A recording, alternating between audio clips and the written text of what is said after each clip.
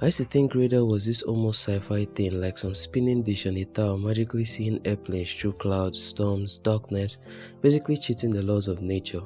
But radar isn't magic, it's just very good at shouting and listening. Let's start simple. Imagine you're in a completely dark room, you can't see anything, so you clap. If there's a wall in front of you, you hear the echo come back quickly.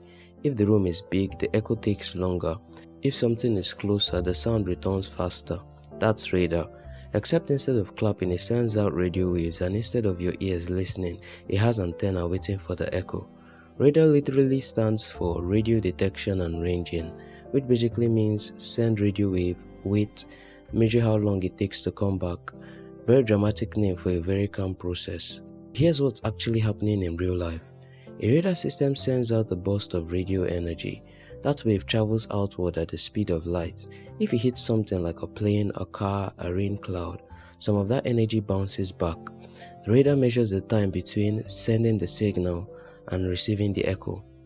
Because radio waves travel at a known speed, which is the speed of light, the system can calculate the distance.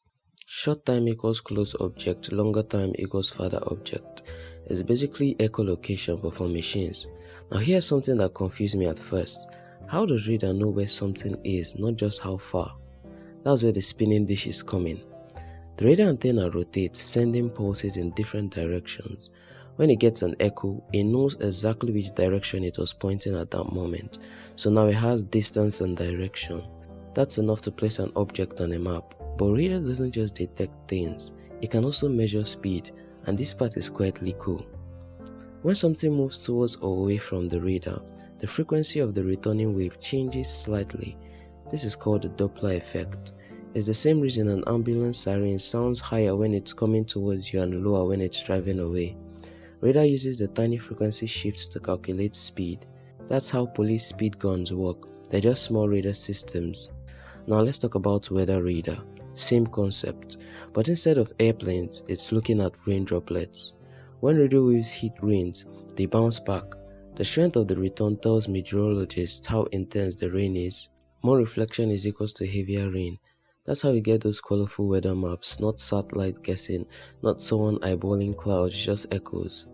Something else, why radio waves? Because radio waves travel far, they go through clouds, they don't need light. Radar works in darkness, fog, smokes, places where cameras struggle.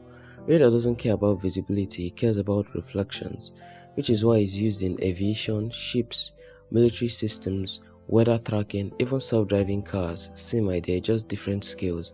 Now here's a quiet reality check. Radar doesn't see objects like a camera does. It doesn't know the color, shape, or texture.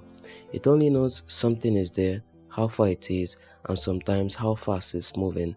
Everything else is interpretations.